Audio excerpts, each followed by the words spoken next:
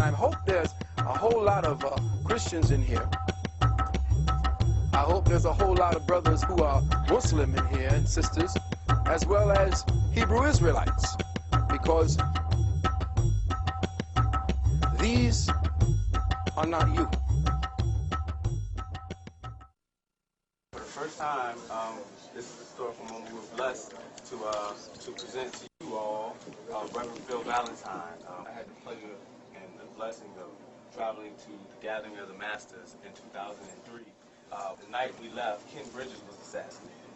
It was a very, very powerful, very, very moving day. When we got to Atlanta, it was a tornado hurricane. We drove through a hurricane in order to get into Atlanta. When we got there, we were greeted with, oh man, I mean, it was an energy undescribable, and it left a psychic imprint upon me.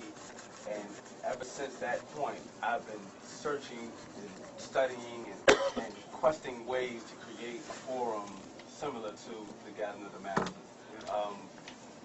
We were able to meet so many dynamic personalities, and Brother Phil was one of those brothers that greeted us and really gave a strong presentation. And ever since then, I've been buying the tapes, studying the lectures, and it's really changed my perception on much of the reality as we agree that it is.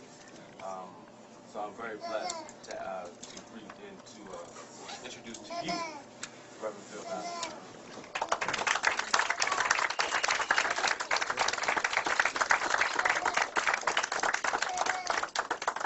And let's keep it going for Brother Manifest, please, for all the work he's been doing.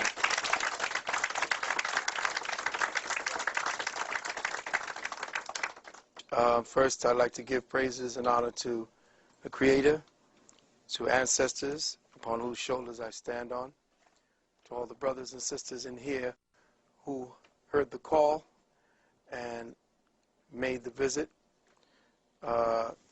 Big ups to Brother Dell Jones and his queen, Sister Q, and all the works that are being done in this part of the world. Dovetailing from what the last brother was speaking about, it's right in synchronicity with the fact that I'm going to be speaking about the so-called theory, or at least an aspect of Darwinian nonsense. But I've used it to positively bring about a lesson about what has happened to us as a collective people. I am a collection of different first world peoples, from my Fulani basis to my Olmec Mayan roots, to my Spanish Moorish roots. I'm like a mutt of different energies and genetic signatures, which gives me a unique perspective on a lot of things. And I have had to battle my way through all of them. I can float through different areas of activity and not be as conspicuous. So it has allowed me, or afforded me, access to libraries and places that heretofore brothers and sisters who, if you look at my family, everybody looks African, and I'm sitting on the side here as part of the family, and it's like, okay, who are you? Well, I've always had an identity crisis because they couldn't tell where I was from, what I was. I just got everybody's genetics at once. But I had titled this lecture after a lecture that I wanted to expound upon, and I call it The Quintessence of African Spirituality and the Theological War on Evolutionary Consciousness. Now, I know it sounds wordy, but in the day that we live in, language has to be expanded. Language has to be stretched. The envelope around the perceptions that we have created for language has to be dismantled. So it sounds wordy what I'm saying, but when studied carefully, what I'm about to read to you is my heart. I don't usually just speak, because I could do that for hours. What I do is I put down a lesson plan and I read it to you. And then in the tapes, you see and hear and can rewind, but it is on track. So I wanted to talk about the theological war on our evolutionary consciousness, because all consciousness, quote unquote, evolves. All things ascend from one state to the next. If there's anything that's consistent, it's change. And the problem is we as a people have not been allowed to change in accordance with cosmic dictates. As the cosmic moves forward, as we move to different areas of our solar system, as we move to a different area of our galaxy, as we move into a whole new neighborhood in our own universe, we are still locked down in one formalized, protracted form of thinking. And we are not in step with the universe at all. And that has caused us our problem. So I want to start off by saying something that was written over the temple thresholds of our great Kemetic sanctuaries of learning. And these words were written, Sia ekas, Sia ek patu neteru, which means know thyself, O man, and you know the heavens and the gods. So first I would wish to thank the Creator Spirit for blessing me with the breath of life. Precious thanks to the ancestors of my beloved family, both immediate and extended. Precious thanks to my Queen, Queen Nalani, and all the conscious warriors who've supported me throughout the 30-odd years of my own personal quest to enlightenment. For those of you not familiar or acquainted with me, I work in the community. I am a doctor of hygienic sciences. I am a doctor of naturopathic medicine, a clinical hypnotherapist, and a doctor of arcane sciences and metaphysics. For the last 30 years, I could consider myself to be a metaphysical health activist. Presently, in this incarnational cycle, I am an agent working for the Department of Eternal Knowledge and the Bureau of Higher Wisdom and Intellect. It's but, about 25 years in working towards this particular place that I am. And it's because of the ancestors' great works throughout my adult life that I have sought to emulate much of the brothers and sisters that were talked about here, to follow in their ways, to say the things that they said a little differently and in the times. I have sought to open up possibilities for exploring more scientifically practical applications for our ancestors' spiritual and metaphysical teachings, to conduct an in-depth analysis of the arcane treasuries forged by the architects of our collective African consciousness, what I have come to define as our dark matter consciousness. And this is the focus of my contribution to the Happily Natural World family today, to illuminate our real African history and to clarify our real African present and future. And for those of you who don't know me, real is all I do. And what we're about to do and what we're about to present is going to be as real as it gets. What we will explore today will focus on the ongoing protracted theological war that for over 1,000 years has been and still is being waged against African spiritual evolution, the resulting degenerative states of the collective African mind and its perverse expressions through the world's 3 dominant religions today. I have chosen to approach the subject of African spirituality from the time frame of its demise and its decline, and not from the time frame of its zenith. Let me say that again. I am going to approach African spirituality from the time of it falling head first into hell. I am not going to speak about it like we normally speak about it when we were building pyramids and creating religious artifacts and bringing spirituality to the world, because we already know that. We don't have an idea of how we have pummeled completely. We are completely in the mud. We have little vestiges of what it looks like, but we don't know who we are because we don't know what we have been and where we are at this present time. And I'm going to do some things, and I hope there's a whole lot of Christians in here. I hope there's a whole lot of brothers who are Muslim in here and sisters, as well as Hebrew Israelites, because these are not you. And it's like, does this work?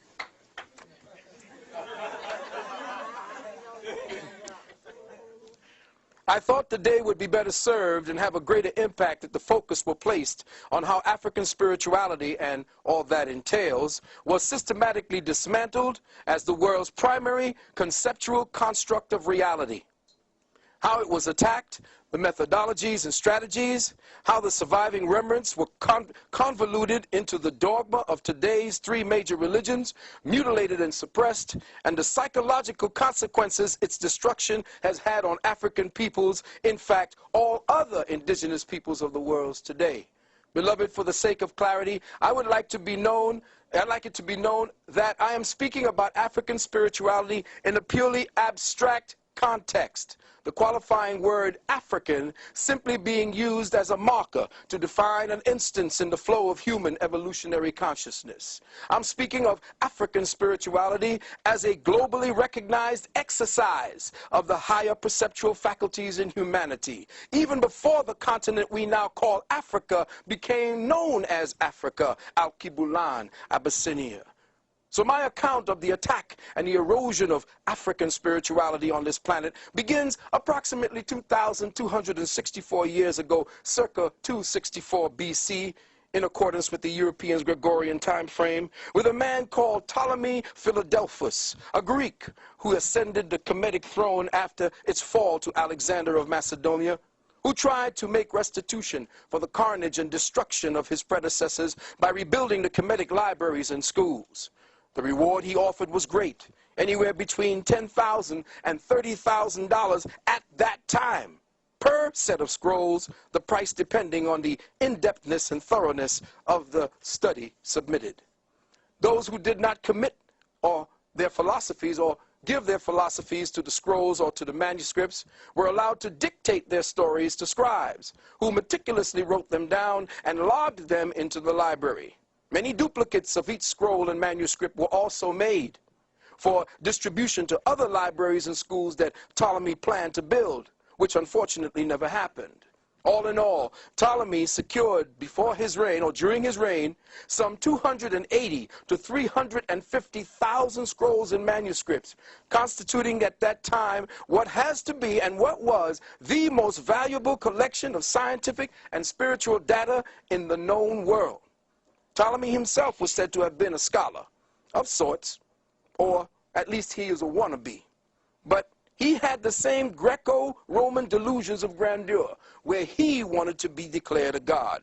So he read many of the translated works in his library, and he discovered to his amazement that virtually all, of the many and diverse systems related to philosophy, religious practice, and the sacred sciences were literally based on one and the same conceptual principle. The evidence in the library showed without a doubt that all of the ancient sciences, religions, and philosophical writings were based on but one grand, and for our purposes here, African cosmological unity, which in itself had a legacy that pointed to a time even before most ancient, more African, let me just say, there is no place in the past that you could dig in that you will find your origin. Because you don't have an origin. You always was, always will be. And the problem is that every time we dig up and find Lucy, we're only finding a point in the reference of evolutionary consciousness. And that's where I'm going today. When we trace the evolutionary history of African spirituality to the time of its origins, we find documentation that reveals there was never a time that man was not. Let me say that again. There was never a time when man was not.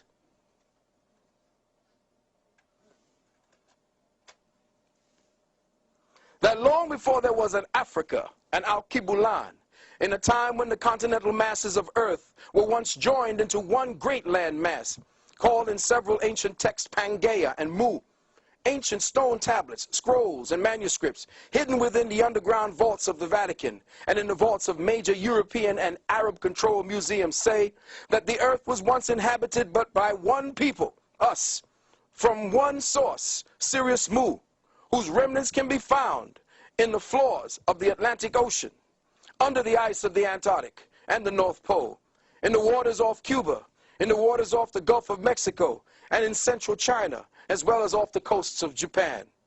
All of the above being remnants of a great global catastrophe, and that the survivors of this cataclysm were the indigenous peoples who today call themselves the Twi, the Bantu, the Yanomamo, the aboriginals of the so-called Americas, of Mexam, off of the Fiji Islands, Papua New Guinea, and the Australian continent.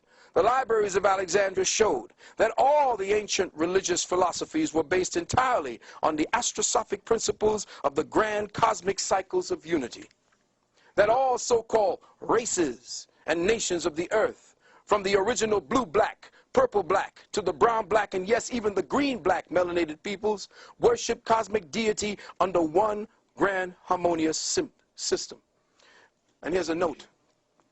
Akhenaten was not the first to postulatize to the notion of oneness of the Creator.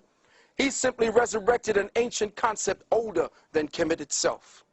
Ptolemy unknowingly gathered together this evidence of the one original system of cosmic unity into one of the greatest centralized repositories of religious, spiritual, scientific, and metaphysical information known at that time.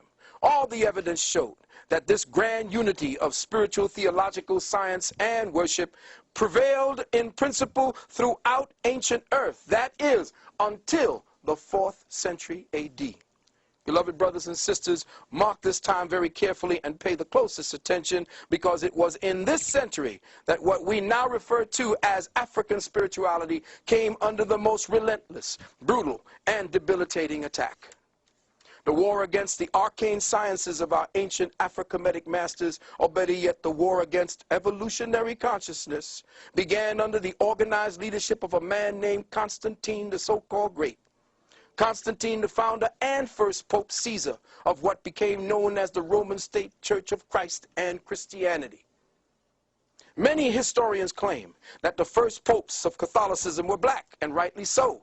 But these men were royal appointees, rewarded for their part in making Constantine Caesar, like Pope Sylvester, who at that time was nothing more than a bishop of the Christosites in Rome.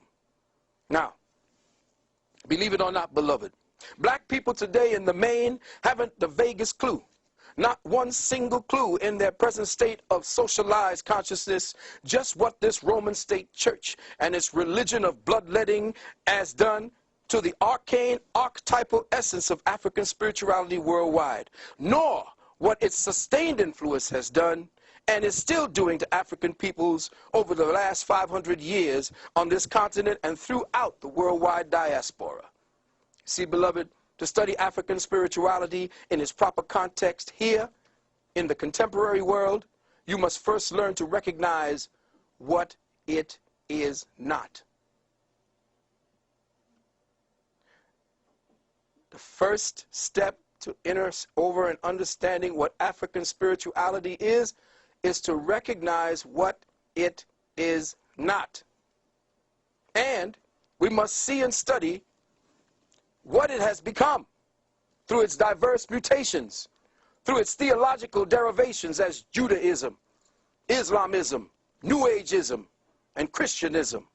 Since all of these representative mutations came about as a result, a direct result of conquest, and a brutally traumatic conversion process that specifically targeted the African spiritual mindset, warping and contorting its cosmic focus away from our original scientific teachings of the abstract, unitary, astrosophic principles of cosmic law. As a result of this theological mutations and their influence taking precedence, the quintessence of African spirituality now lies comatose, buried within the ecclesiastical dogma of a theopsychotic thought complex. And how has this pathological thought complex propagated across the globe? Well, as I've always said, like a disease, it happened in degrees. With the creation of this new state church, the confounding fathers of this new religion went all out to assure the success of their new enterprise. And what did they do? They set about suppressing and destroying all other existing competition. And so off to Alexandria they went, where they skillfully interpolated what they wanted from the treasuries of that library. And what did they do? They copied the scrolls of Hessus from the Druids. They copied the story of Krishna from the Dravidian manuscript. Gerald Massey found hundreds of similarities between Jesus and Krishna. They copied the story of Orpheus from the Etruscans, the story of Mithras from the Persians, who we call Chris. They copied the story of Bel Minor from the Chaldeans. They copied the story of Iao, from the ancient EU people, from which the northern Caucasoid race called the Khazars plagiarized and renamed themselves Jews when their king converted in the 7th century. They copied the mythos of Jason and the Argonauts from the Greeks. They copied Jess, the Redeemer, from the Phoenicians, Tammuz, Bacchus, Dionysus, Hercules. But just as important as their plagiarization of Krishna, they outright stole the entire story of Heru from the Kemites. Heru the Redeemer. Gerald Massey again found 137 similarities between Jesus and Horus. Each and every one of the above characters and more, from different ages and time periods, all were known as the Christ or the Christ or the Anointed One. With the creation of this new state church, they also copied the story of Hercules, which was Set. When Set and Horus came together, Horus rose and set in the west.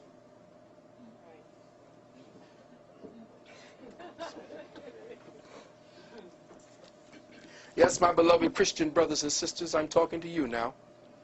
They copied, interpolated, twisted, and outright distorted all of the ancient spiritual stories on record to use as the foundational premise of a special book they were preparing, their in-house manual, a book that was to become known in the Greek as the Helios Biblios, the Book of the Sun, more commonly known through its Protestant translator and editor, one Sir Francis Bacon, a.k.a. William Shakespeare, Edward de Vere, as the King James Version of your daily Bible, or your Holy Bible, or your Holy Babel. Now, to make their distortions of the African spiritual sciences less conspicuous and less recognizable to the more diligent inquiring minds, they made the Bible into an ingeniously well-crafted work of, listen carefully, fables factualized, allegories literalized, symbols personalized, drama historicized, and cosmic forces anthropomorphized. Let me say that again. This is all your Bible is. Fables factualized, allegories literalized, symbols personalized, drama historicized, and cosmic forces anthropomorphized. With skillful hands, the Roman scribes perpetuated monumental changes for the purpose of destroying any connection of the origins of their works and the origins of their saviors to the myths, allegories, fables, and symbols of our ancestors' spiritual sciences. Now listen carefully. Some of the most conspicuous changes made to the ancient tenets of African spirituality through the principles of unitary law were: the S-U-N of the universe became the only begotten S-O-N of God. John 3:16. The 12 celestial gates, or metaphysically speaking, the cosmic grid of Earth's third density space-time consciousness zone, called the 12 signs of the zodiac, became the 12 apostles of their gospel Jesus. Don't hurt nobody. 3. Bring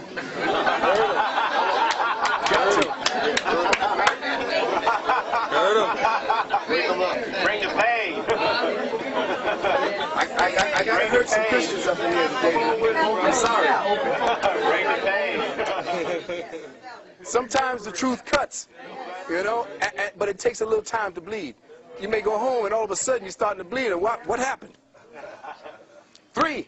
The Afro-Kemetic and Dravidian principles of the redemption of man through the reincarnational cycles were ordered removed from the spiritual literature of the Bible. No longer would redemption through cycles of physical rebirth, where the soul undertook its own personal, deliberate, biospiritual effort to transcend, where the human mind would use its focus, intent, and attention to alchemically transmute the cellular molecular genetics of the atomic temple through the disciplined retention of the man's sperm seed and the disciplined retention or stopping of the monthly loss of vital blood essences and eggs by the woman. No longer would this eternal science of the ancient masters constitute the higher paths to personal redemption. No, no longer. Instead, redemption, according to the Roman state church, became a vicarious and literal blood sacrifice, a blood-bathing, blood-drinking, blood-washing process where any criminal, be he murderer, child molester, lawyer, or political despot, could be cleansed of all their evil and sin and achieve unilateral forgiveness and absolution. The one condition for this ticket to paradise being that they only have to be washed in the blood, accept and believe in a personal Savior who was brutally murdered and then physically resurrected to save all our asses. All of this on your behalf. Mark 6 and 16. Revelation 1 and 5. Now forgive me for interjecting at this point, my beloved brothers and sisters, but if you were to look carefully and examine the underlying logic, listen carefully, the subtextual mindset behind a belief and doctrine, you just have to ask yourself logically, is it any wonder why black Afro-Americans, Negroes, niggers, the majority of which are Christians, in fact, all black descendants of the captivity, haven't yet received 1 red cent in reparation? It's simple. Let's connect the dots and see why. By black people, Negroes, accepting the doctrine of vicarious atonement. Vicarious atonement means somebody else save your ass. Just worship and believe, and you will see the kingdom. Because God, Jesus, got your back. By accepting the doctrine of vicarious atonement and accepting this belief structure as your own, you have not only denied the very existence of your ancient ancestors and your true our story, history, you have in effect forgiven your oppressor of his debt to you. For by his acceptance of this personal Savior, the oppressor's sins against you are forgiven. And since now you believe as he does, you and Jesus have forgiven him, and therefore he don't owe you a damn thing. Now, I want you to check the science. Jesus done forgiven the white boy. You being a Christian, you forgave his ass. And now you're going to ask him, look, I forgave you, but look, you know. He said, no, you're going to get your reward afterward.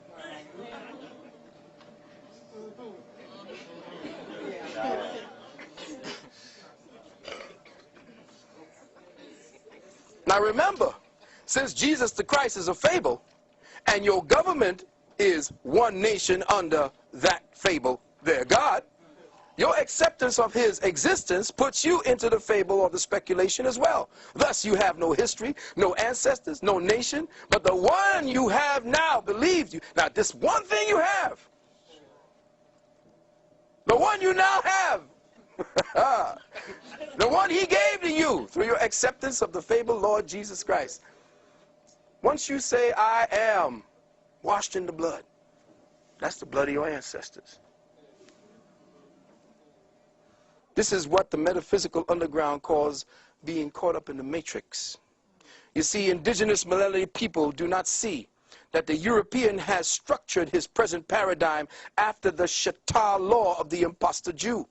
This government is a quasi-theocracy where your belief in the system makes it real. At its core, the government is a fable, a fiction. It is a direct reflection of the Roman state church fable. If you buy into one, you have automatically bought into the other. Now let's take a short look at the forming of the early church. Christian Bible says, by their fruits shall you know them. Let the church say, amen. All right now.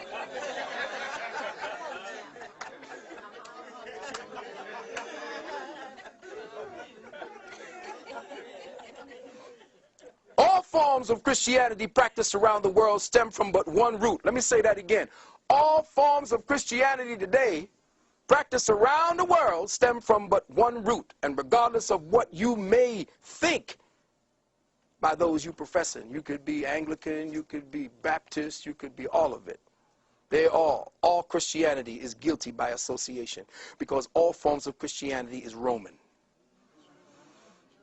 Its root, the root of Christendom, is in the Vatican and Rome. And believe it or not, beloved brothers and sisters, when the Moors fell over here, it was the Pope that gave permission for Islam to be practiced on this soil. Let me repeat that again, because a lot of my brothers, being a Moor myself, that was a little hard for me to swallow when I heard that. Muslim religion, quote unquote, Islam, the Pope gave permission for it, just like the Pope had to give permission for Nam Myoho Renge Kyo to be practiced here as well. Because the Pope is the ruler of the planet, period.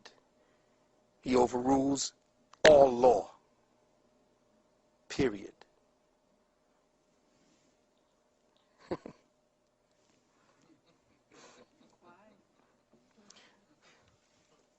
Read the history of the Roman State Church from its beginning, and you will have the most profound understanding of the entire world's affairs today. You need to see a movie called Kingdom of Heaven. Incredible movie. And that's how it's been going, back and forth. Two factions of two bastard, aborted fetuses of ancient Kemetic law fighting back and forth before one another, saying that they got the true God, killing one another. So now let's examine some of the evidence given by those who lived around the time of Christianity's beginning in Europe. Let's go back to the scrolls and see what the people who were there at that time had to say about the origins of Christianity. Remember, beloved, all persecution by the Church of Rome written on the pages of ecclesiastical history began with Constantine and extends to the present day. In fact, the Christian emperor was the first to forbid free thought. And Christian priests were the first. Christian priests were the first. Let me say again, Christian priests were the first to burn books.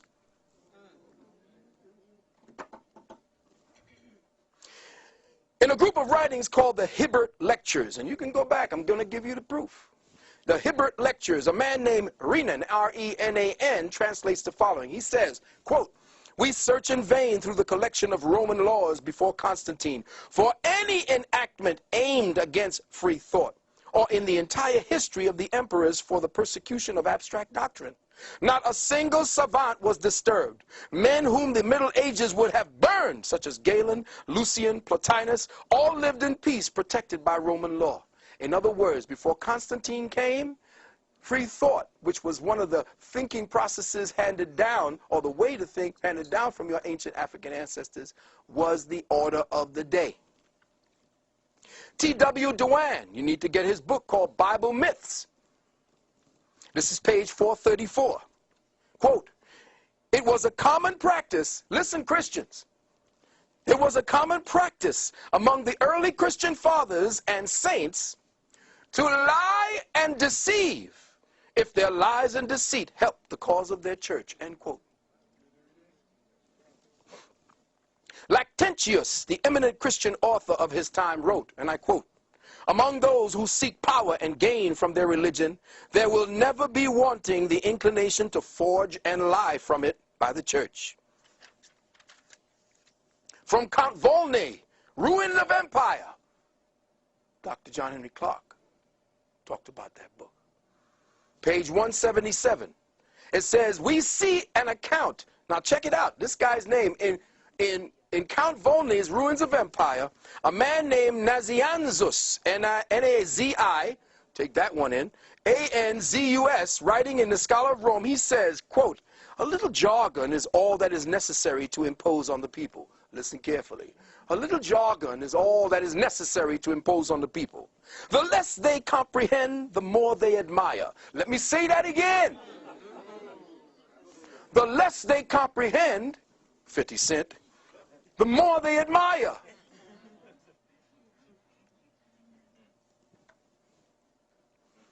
Our forefathers and doctors have often said, not what they thought, but what circumstances and necessity dictated. End quote. In Gibbon's Rome, Volume 2, pages 79 and 80, Gibbon writes of Eusebius, Bishop of Caesarea, one of the architects of the Nicene fraud that became Christianity. Quote, the gravest of the ecclesiastical historians, Eusebius himself, indirectly confesses that he has related only what might be redounded to the glory of the church, and that he would suppress all that would tend to disgrace that religion.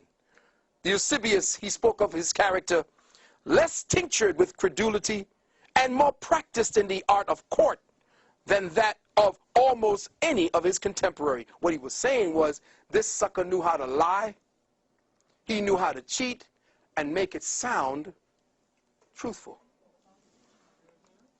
Johann Lorenz von Mosheim, in his book Church History,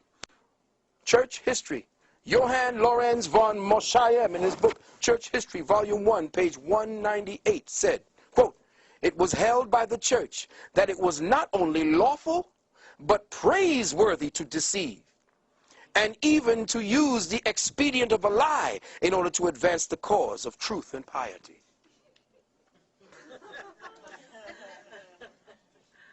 The historian Besobre, in his history, this is French history, Histoire de Manichee, he says, we see in the history of Christianity, of which I have related, a sort of hypocrisy that has been perhaps too common at this time. That churchmen, listen, not only do not say what they think, but do say the direct opposite of what they think. Philosophers in their cabinets, out of them they are content with fables, though they know well they are fables. Nay, even more, they deliver honest men to the executioner for having uttered what they themselves know to be the truth. How many pagans and atheists have tortured and burned holy men under the pretext of heresy? Every day do hypocrites consecrate and make people adore the host or communion, though they are well aware and convinced as I am that it ain't nothing more than a piece of bread. End quote.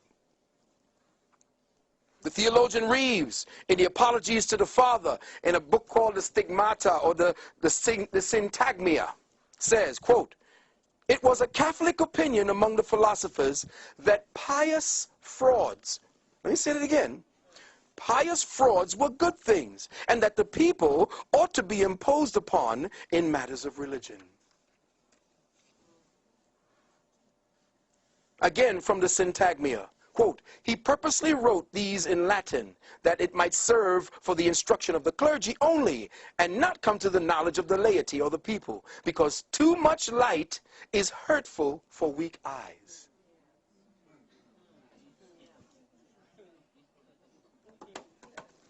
T.W. Dewan, again, there can be no doubt, listen carefully, from the evidence found, that had the objections of Porphyry, Heraclius, Celsus, and other opponents of the Christian faith been permitted to come down to us, the plagiarism of the Christian scriptures from previously existing pagan documents is the specific charge they would have resented or presented by us, or to us. These works were ordered burned by the Christian emperors. And now, beloved, in the final stages of my contribution to this theme, I would like to offer the following. And I'm a little reticent about having to use the following example as a qualifier for what I have presented, but in this case, necessity overrules prudence. In his book, Origin of Species, Charles Darwin spoke about a man who took care of a large flock of birds, namely pigeons. Now listen carefully. I want you to listen very carefully. I want you to just put aside, well, you can't help that, because if you're really listening to me, you're not thinking. You know that? Do you know how you can stop your thinking? By learning. Learning stops thinking. Let me say that again. Everybody want to go into all kind of meditations? You don't need to go into home and all that old nonsense. Just start learning. Because right now you ain't thinking. Think about that.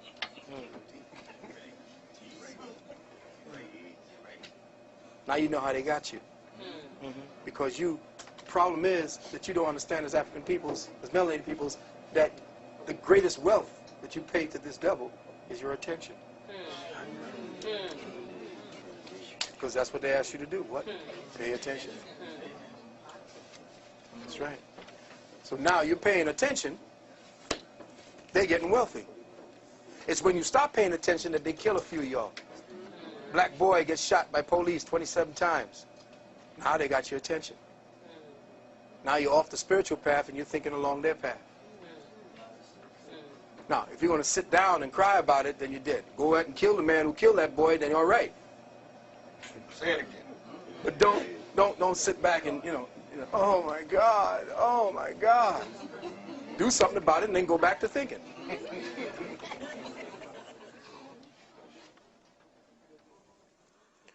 In his book, Origin of Species, listen carefully now. Charles Darwin spoke about a man who took care of a large flock of birds. They were pigeons. These pigeons were distinguishable by what appeared to be an infinite variety of ornamental designs. They were all types, every shade of subtle blues, subtle greens, blacks, and grays.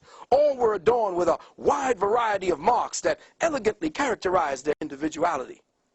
Now, this bird handler gathered up his colorful variety of pigeons and took them out to a deserted island way far from his home and released them into the wilds, where these birds settled in and began to establish a colony. After 10 years or so, the bird handler returned to the island, and to his surprise, he finds that something amazing has taken place. The blacks, the browns, the grays, the iridescent greens, the iridescent blues, the stripes, the spotted, the ringed, the striated feathers, varieties, and beautiful, beautiful ornamentations of birds he released into the wilds had all but disappeared. All of their children had metamorphosized into this slate, dark blue generational type, each of them with a monotonous black ring that repeated itself on every one of their wings. All of the beautiful variety of iridescent colors, patterns, and designs in their feathers and characteristics completely disappeared. Now, in staying consistent with this theme, Darwin also made mention of the characteristics of the cultured rose and the cultivated strawberry. How, when left unattended, they shrank back and degenerated and reverted back to an appealing shrub and vines and weeds. This devolutionary process he called the principle of reversion to type. Now, beloved, let's touch upon that theme. These examples may be construed in many ways, but for our purposes, there can be only one interpretation. The feather characteristics of the nurtured, cultivated, cultural birds are symbolic of the culture-centric expressions of African spirituality that were perfected within the confines of a self-actualized, self-cultivated, self-contained, self-enriching, self-evolving, self-correcting, self-healing, self-perpetuating, self-preserving, self-regulating, self-supporting, self-sufficient, self-sustaining paradigm dynamic of consciousness, where the vast variety of feathers for Ma'at represented the vast variety of creative achievements attained by African civilizations, as with other indigenous peoples around the globe. Here we use the markings and colors of the birds as the symmetric equivalent symbolic of the expressions of African spirituality.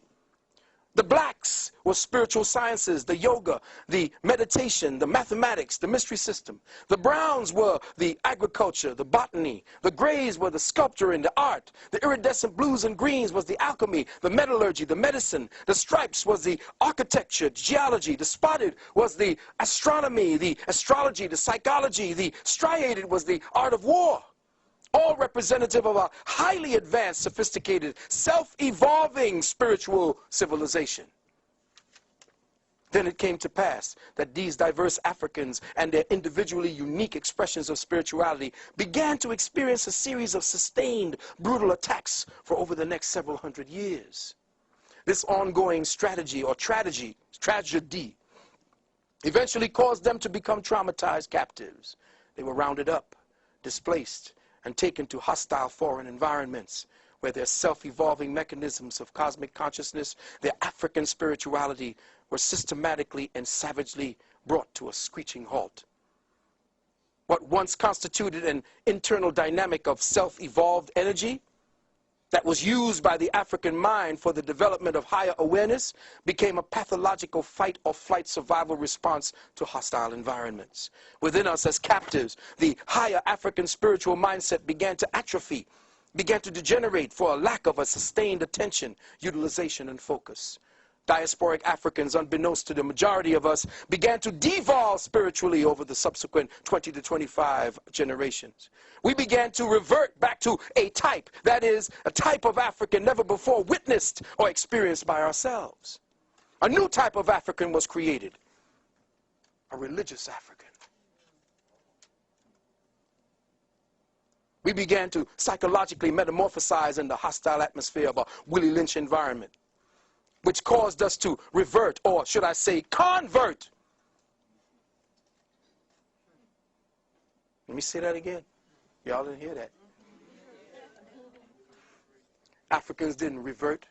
We converted to a pathological, artificial, cultivated phenotype made in the image and likeness of our external slave master, who rewired us to self-perpetuate, anti-spiritual, non-critical, non-logical behaviorisms. Beloved brothers and sisters, over subsequent generations, our pathogenic conditioning began to bear fruit. That under the psychological and genetic pruning tools of Willie Lynch, we became spiritually stultified, robbed of our archetypal memory banks, robbed of our genetic reflex to the creator spirit within us.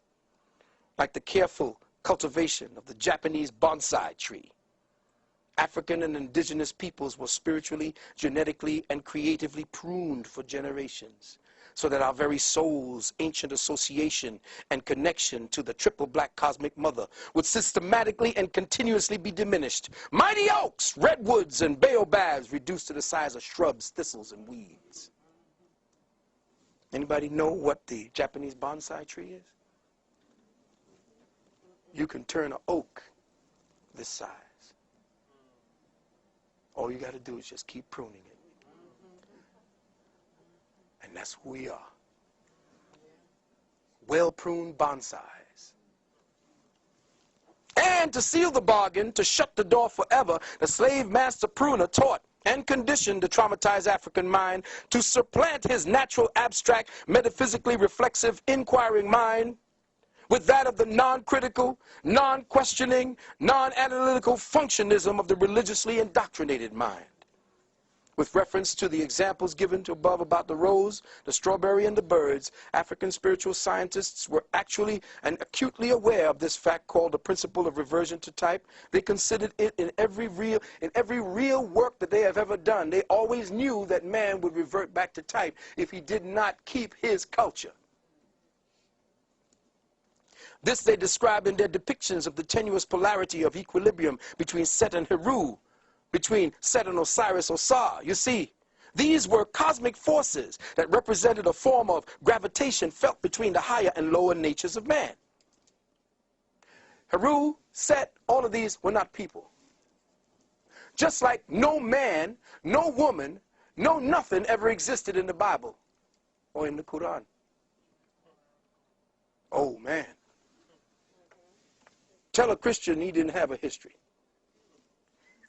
Tell a Muslim that nothing like that ever existed. Tell a Jew that none of these patriarchs that they're talking about and gods and forces that never existed. And my own brother will kill me.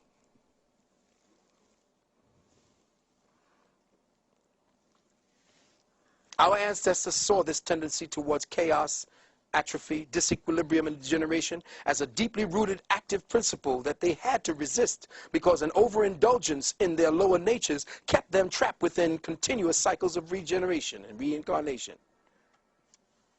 All that said, when looking at ourselves today, how do we describe what we see? How do we describe and define this new paradigm mutation of the archetypal African spirit? Who is this pathogenic devolution of African spirituality? Who is this doppelganger, this schizophrenic twin, now identified as a Negro, an ex-slave, a nigger, a black, an African-American, an Afro-American, a minority, underprivileged, undereducated, underclass, Muslim, Hebrew, Israelite, a Christian, All of the derogatory terminologies that we in our state of spiritual amnesia have come to claim as our own identities, terminologies, substituted for our rightful classifications as the dark matter father and mother of civilization, the cradle of civilization, astronomer, astrologer, scientist, doctor, alchemist. But you're a Christian now. You're no longer a mason, a sculptor, a scribe, a botanist, an agriculturist, a geologist, an architect, a psychologist, a warrior, a Kemite, Cushite, Ashanti, Dravidian, Olmec, Mayan, Moor, Twi, Bantu, Zulu, Yamakra, Yamasi, Creek, Seminole, Sumerian, Atlantean, Lemurian. You see, beloved brothers and sisters, today religious-minded Africans and indigenous peoples, both here and on the continent, have a genuine, deep-seated paranoid schizophrenia of actually being associated with the above descriptions of our ancestors. None of y'all want to say that you're African. None of y'all want to say that you're from there. Kemite, you Egyptian? No, the Egyptians held us. They held the Jews in slavery. They even got black people in the Hebrew Israelites really believe the Egyptians did that. But if they look at their books, the Jews have always been in bondage because Jews, quote unquote, in the Bible never existed. The Jew is simply matter. Let me say that again. The Jew simply means matter, that which is bound up in matter, that which is bound up on the third density. So Jews always going to be in captivity because Jews represent the spirit bound in matter. That's it. No big to do, no great big story to go, no worry about parting the waves and all that bullshit. The Red Sea is your blood. The Israelites are your genetics. Most religious-minded black people have developed disassociative mentalities and get rabidly indignant if you dare to say that they are Africans 500 years removed. Negroes like Stanley Crouch, who know for an unequivocal fact that they are Americans. Always were and always have been. But this dissociative mindset is the result of the genetically implanted trauma-based hypnotic suggestions forced into our recently shocked and injured psyches by the doctrine of Willie Lynchism. Hypnotic suggestions that mold the religious mind conditions you to see this type of dissociative mentality as normal. When I say that I am African or I am indigenous, if I am this, that is somehow insanity. Africans who worship or at least recognize their ancestors in current Africa are said to be covenanting with demons.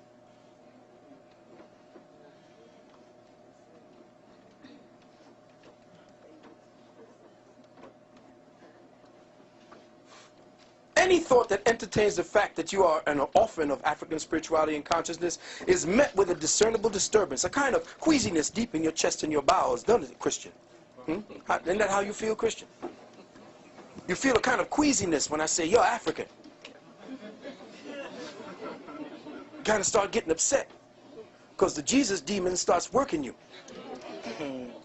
This is the artificially created, fragmented psyche kicking in. The altered state artificially created by trauma and the combination of hypnotic suggestion. So when I say to your religious mind, that altered fragment of your traumatized African psyche, that no such person as the God-man Jesus ever existed, no apostles, no Moses, no Paul, no John the Baptist, no Adam, no Eve, no Noah, no Mary, no Joseph, no Isaiah, no John the Revelator ever walked amongst your true historical ancestors in the flesh, immediately your learned, hypnotic-induced defense mechanisms kick in and forces a complete shutdown of all critical thought and thinking, causing a complete theocratic brain lock. Ooh. Yes. My beloved brothers and sisters, in closing, I'd like to bring 2 points. One, African peoples, in fact, all indigenous peoples, were once guided by a cosmic spirituality cultivated from an external relationship with Nature Mother and an internal relationship with Father Spirit.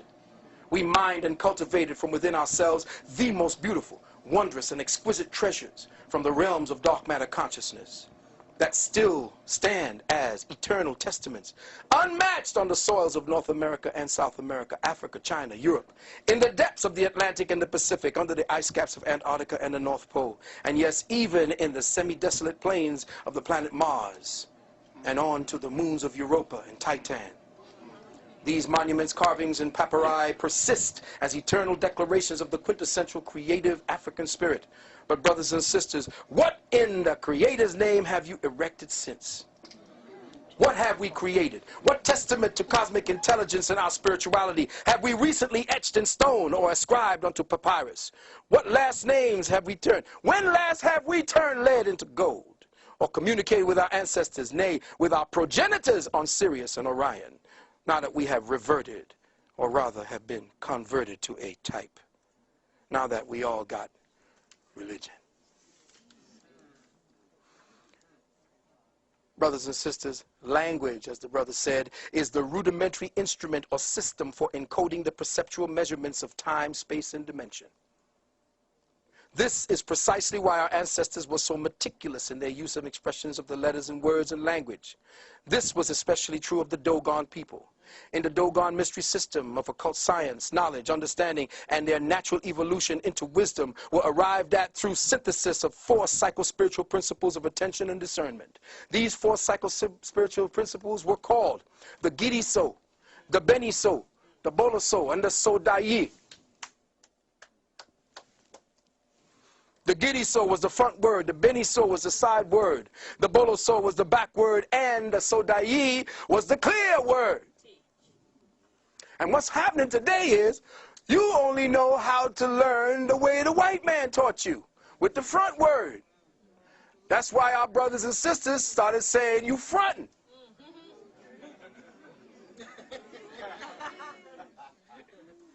Because your people used to say, listen to what they said, see the front word, and then look at it from the side, and then look at it from the back, and say, you full of shit. Because all of what you have said don't jive. It ain't 360. That's why they took your tongue, like the brother said. Because it was not the clear word. After the 3 sides were seen, then it was clarity. And there is no clarity in this language. That's why I have to use all kinds of weird, different kinds of interpolated, patched together words to get you to enter and understand what it is I'm talking about. Who is this crazy motherfucker talking this nonsense? If you go back on the tape and listen to the tape, it's like, what the hell did he say again? Rewind that. These 4 vibrations or variations in the operative use of focus, attention, and understanding constitute the most precise and complete use of the cognitive powers of the brain for the comprehending of the true meaning of a given or expressed reality. It is processing reality in 3 dimensions. No word, letter, or gesture is taken for granted or simply at its face value, because observing a phenomenon from the front, side, and back allows the brain cognitive instruments to geometrically triangulate the essence of the subject. And you think in geometric terms.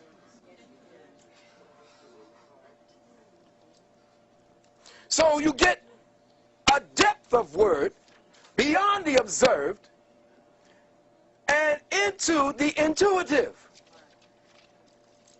And you know what they say, you got to get into it if you want to know what it really means.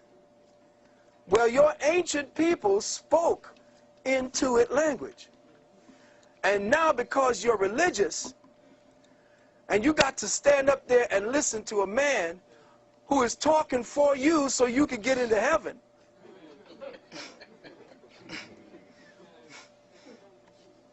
Now that's some deep shit. You gotta think about that. That's right. You have to have a small amount of insanity, and you have to really be thinking about giving up everything to really pass over and sit there and really listen to a man spouting words about a man you ain't never met, first and foremost, that is white and blue-eyed and sitting up there in front of you, him saying to you that this devil is going to take you in there. You know what? I'm going to tell you all something. May I? I'm going to try to slip past here. And I'm going to say something that scared the hell out of a few people when I said it the last time. Your first redeemer, if you want to stay within that pantheon, was Lucifer. I told you Lucifer was your first redeemer. Now, I told brothers and sisters that as soon as a cracker tells you to run from something, run to it. Why do they hate this man so much, this entity so much? Why do they hate Lucifer? I wanted to know.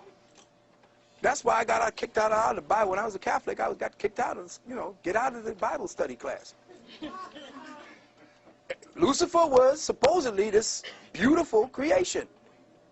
From the hand of God. God took the time to mold this bad boy. And now we're supposed to run from him. His name, Lucifer. Light. That's why they named Lucy, Lucy. Because it shined a light into a past that the cracker never had, never knew. And the first name was not Lucy, L-U-C-Y, it was L-U-C-I. That was the first spelling before they changed it. Lucifer, and here I am talking to the devil, so I know y'all going to tell me I'm damned to hell. Lucifer was your first redeemer. How was he your first redeemer? He was your first redeemer because he came into the garden and got y'all out. Got us out. You mean he took us out of the garden, the beautiful garden where everything was perfect, where everything was going on. I had my woman, I had my food, had my apples, had my trees, had the animals at bay and all that, and he came and got me out of that. Why would I want to get out of that? Because you'd have died in it, fool. Adam was in perfection. If everything is perfect, it's dead. It's in stasis. There is no movement. So Adam had to be kicked out because Adam would have died in the Garden of Eden. Adam was kicked out of perfection and kicked into perfecting, which is the true perfection. So when he went out of the kingdom, he went out into the kingdom of Nod. Adam, or that which was the spark of the Creator, which was the Atum, left out of the unity, which was the light for the Creator, and into the darkness of the knowledge of itself. In fact, the Creator, being all knowledge, couldn't know itself. If you are all or something, you don't know what you are, because there are no boundaries to you. So the Creator knew that it had to create boundaries to know itself. And in so doing, it created a sphere, a unitary self, one element called the hydrogen atom. There is no other element but that.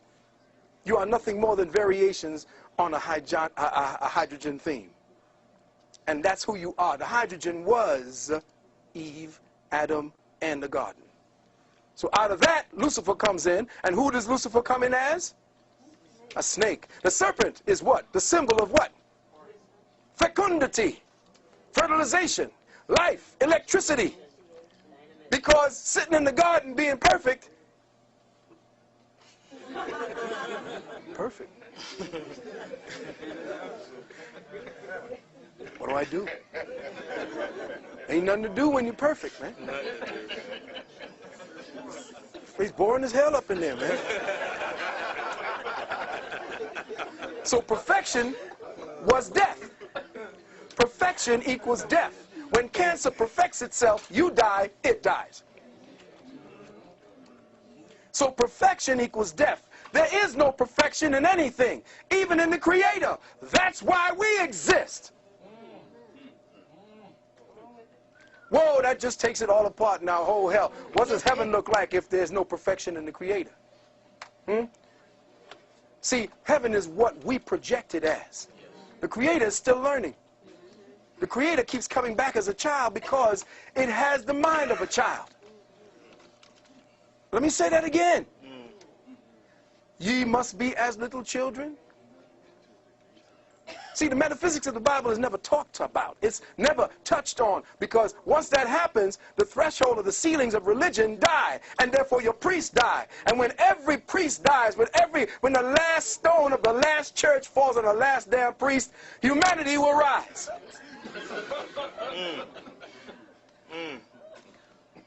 So until we understand that perfection equals death, And that we as African peoples fell to this plane in order to perfect God. Now you know you got a job.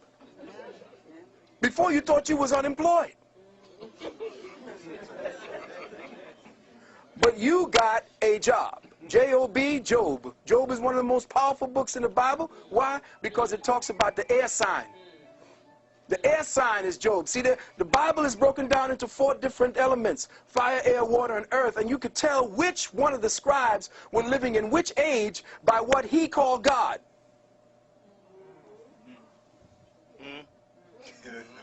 See, the Bible is slick because it's a composite of over 350,000 years of information. And you thinking that it's just some cracker or some big bearded old white man writing down something for the Jews. The Bible was written in stages over thousands upon thousands of years.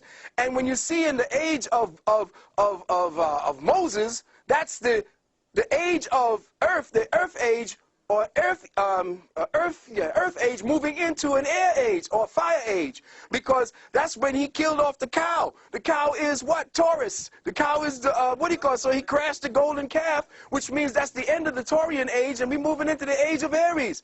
In some of the old Bibles, Moses came down off the mountain with horns. It's all astrology, and anybody telling me different, both in Muslim, which is Muslimism, is nothing more than Islam, I-S-L-A-M, myself, Lord and Master, which was science, not no goddamn religion. Our brothers and sisters are lost.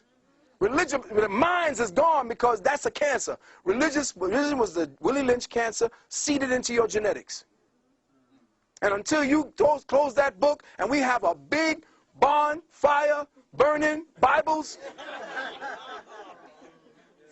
burning Qurans, burning Torahs, we got to get our people out of the religious mind, or else if we keep them in religious minds, the cracker going to run it from the Vatican. And let me tell you something about this war going on overseas. The problem that you didn't understand, you see, you're not looking at it from outside the box. This is not a war between governments. This is a war orchestrated by the clerics of the planet.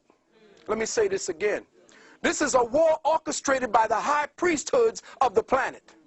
And I'm going to prove one time to you how that is. Back in 1996 or 96, the Vatican held a summit meeting of all the heads of all the religions on the planet in the United Nations. And they said that humanity is lost. Why is humanity lost? Because we don't have them anymore.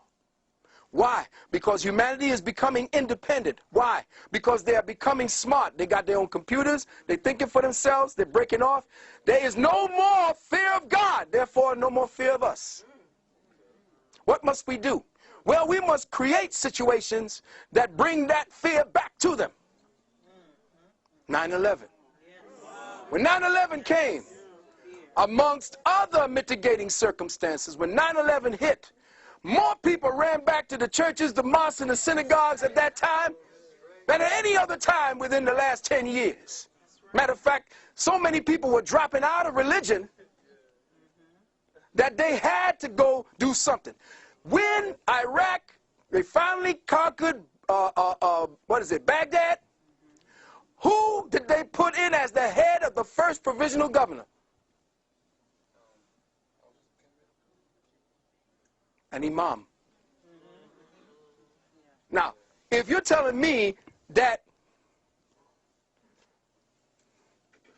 radical Islam is running the war on terror, how in the hell are you going to conquer Baghdad and put an imam in as the head? Not unless the war is a clerical war, orchestrated from the Vatican, from the high mosques, from the high synagogues. That's where your war is. More people have been killed based on the main religion than any other warfare on this planet. All of it orchestrated from the Black Pope. These last 60 to 100 years, to 150 years, the Black Pope in Rome. Not the white Pope you see. There ain't a black man as the Pope. I'm talking about the Black Pope, the general of the Jesuits. His name is Hans Peter von Kulvenbach, a German Jew,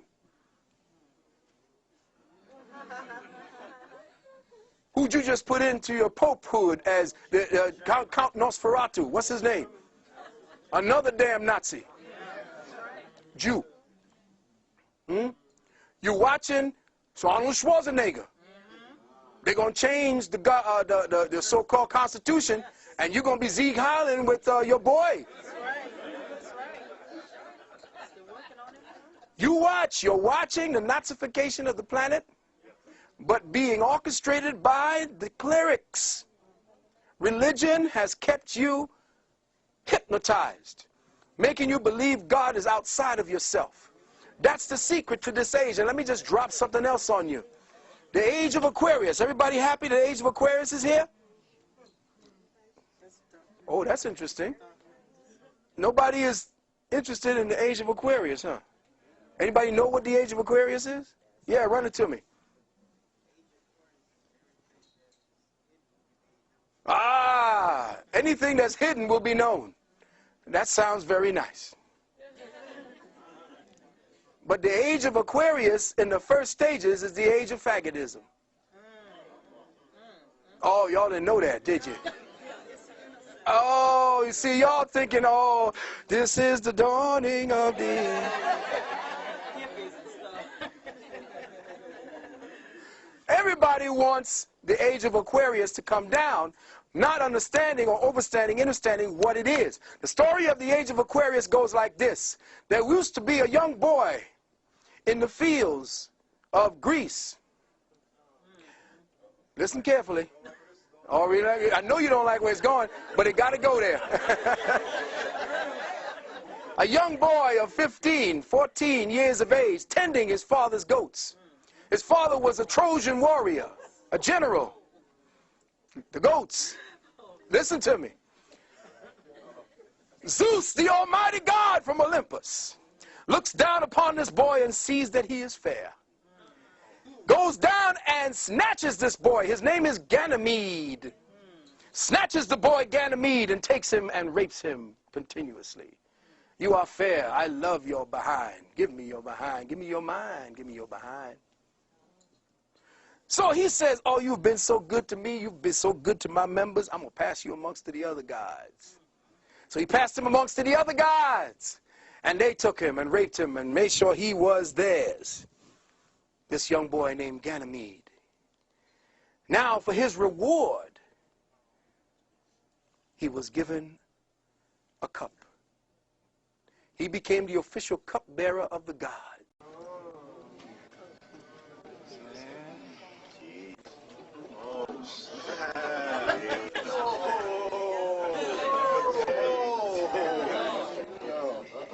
So, there are little things, this is just little things. I'm just scratching on the surface to try to get you all caught up.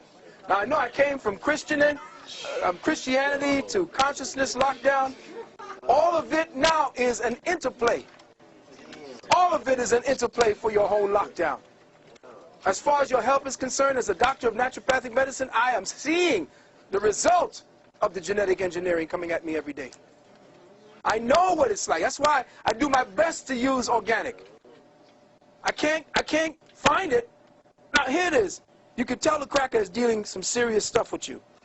He's got you with tons of poison in your food, and you pay a little bit of price. But for prices with no poisons, no added shit, you pay more money. Something wrong with that then. That's why we got to grow our own food and why our land. Now, did you know that back in 2004, and here's the problem with us, we're not keeping up to snuff, and this is where I hold the brother Moors, the head Moors, the old schools, the old head Moors, who kept all this shit from us. Do you know in 2004, all the lands that we call the United States, because the United States is not a country, it's a corporation. And it's a corporation belonging to King George. And King George fought the Revolutionary War against us, not to fight us so we could keep the land, but to get us into his corporation. Because he was not only king of England at the time, he was king of France. The United States was his corporation. And your boy Benny Franklin and the rest of those bastards were all part of the aristocracy of England. Do you know that the art of war and Sun Tzu was one of your signers of the Declaration of Independence? I mean, and all that shit? Because they were there, they used that same tactics. Sun Tzu's art of war became the catechism of the Jesuits. You talking about my constitutional rights. Nigga, you wasn't there when they signed it. You can't ask for no rights from Constitution because you're part of the fiction. And if you're part of the fiction, then you're going down with the fiction. Unless you come out of the fiction and reclaim your name and take that straw man back from the jurisdiction of the state, you're going in with everybody else. The fiction is over. Now they got the people set in place. They got cells called the Mitzrayim right here on your soil. It's over 150,000 soldiers trained by the Mossad, cells of terror, waiting to wreak havoc on your soil. And they are all polished. They all cells waiting to attack. That's why they got to give you a serious crackdown at this point. It's got to be heavy at this point because you all are complacent, you're ripe, you're ready, you're juicy, you're fruity. You're too busy ready with your bling. They don't give a shit. They're coming after you now. If you don't know, you say about give up your gun for a hamburger or some shit. No, clean your gun. Quick question. Yeah, my question is, Phil, it's like, this is excellent. I'm enjoying it. What does the average person do who's working a job, who's living here? Do they leave the country? Do they start growing their food? Do they catch the mothership up? Do they go into their first eye and come out on the third eye? So in practical terms, you know, let's just say for people in this room, do we form a bank and then, you know, buy half of an island somewhere? What do you recommend? Because most people, like you said, they're going to, if this does happen, they're going to be put in prison, they're going to die, they're going to starve. So what do you recommend? What do you see based on history? What do you see the people who have been assaulted and insulted like us, what have they done to escape or to elevate out of this? Okay, that's a very good question. And I got to say, it ain't happening. It's all dead. And I'm going to say this. The only time people going to wake up is when shit hits the fan. No change, no revolution starts from the top down. The Revolutionary War was fought with 1/3 the population. The rest of them sat back and had picnics watching the shit from the field. War, as you see it, getting ready to come down on the people right now, unless the people become uncomfortable with their present condition, nothing's happening. Until they start feeling the pain, nothing's happening. It's when a spark takes up. As soon as all this shit is no longer relevant and the people are burning and going after not just their homes, but the crackers' homes, until you start seeing the police, all who are ready for your ass, been ready for the last 25 years. This is what brothers have been telling me who've been coming back in training out in the Midwest, in urban warfare, house-to-house shit, telling me they got some shit for our asses. Until the people say enough, nothing ain't getting done. And remember, if you're thinking about leaving to go someplace else, I say no matter where you go, there you are. It don't matter where you go, it's all over. Right? Everywhere you go, I went to London, it's there. These crackers are in there with their guns. Every place you got a system in place that matches the cracker's own mentality, he has it in lockdown.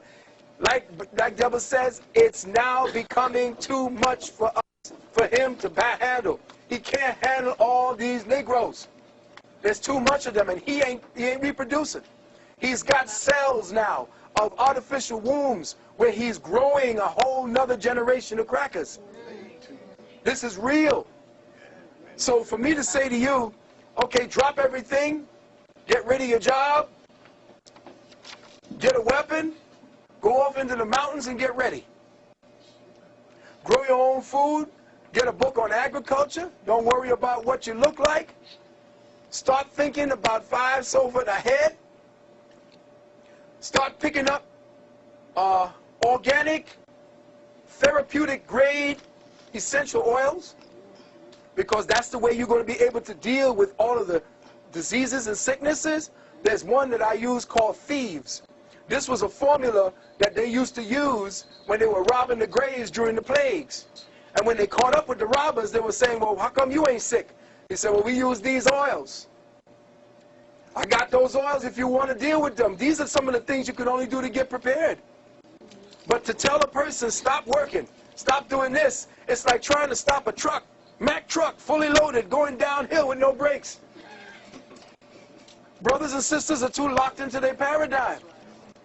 The majority of us here would not just say, get together, let's get a pool, let's get some money together. But hell, money ain't going to be worth shit.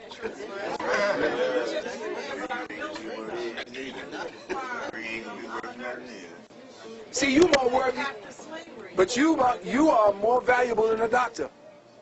Do you know that? A nurse, yeah, well, they found out that during the nuclear holocaust, who would be the most noteworthy people that you would want to keep around? Consensus said doctors were doctors is useless.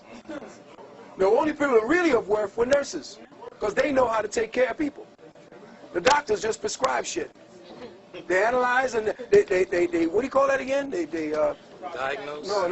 No, before that. Diagnose, and then they drug you. Nothing to do with healing. Somebody has something to say over here in the back. Question back here? It was you? No, it was in the back, yeah. So, like we discussing now, like Brother Henry said, we shouldn't be trying to improve the quality of life because it's all screwed up. It's all screwed up. So we should be doing, people in here should be doing rituals to end it. Well, the idea is, the rituals, see, rituals is cool if you want to stay one place and get the place locked down. And a ritual would be to build a fence. That's ritual. But if you want a ritual to deal with it, then get yourself clear of all the things that you're going to lose. Get ready to lose loved ones. Get ready to lose your property. Get ready to lose what you thought. In fact, there's a book that I was told to tell you all about. And it's called, get this book and order it off the net. It's called Picking Up the Pieces. Now, check it out now. It's by a woman named Sorcha Faal. S-O-R-C-H-A, first word. Next word, Faal, F-A-A-L. It's called Picking Up the Pieces, a practical guide for surviving economic crashes, internal unrest, and military suppression. Yes. Talking about this whole scenario. Yeah.